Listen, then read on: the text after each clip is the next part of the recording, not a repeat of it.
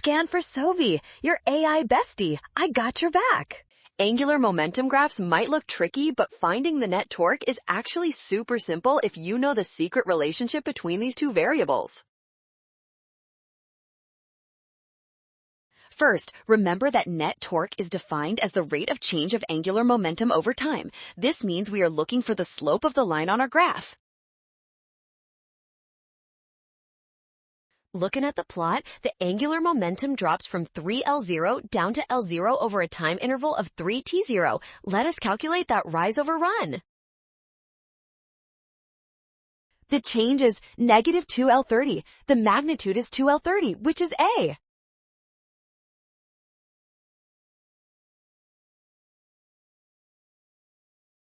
Well done! Scan the code to learn with Sovi. Watch signs and avoid rushing. Trust given values and check your steps carefully.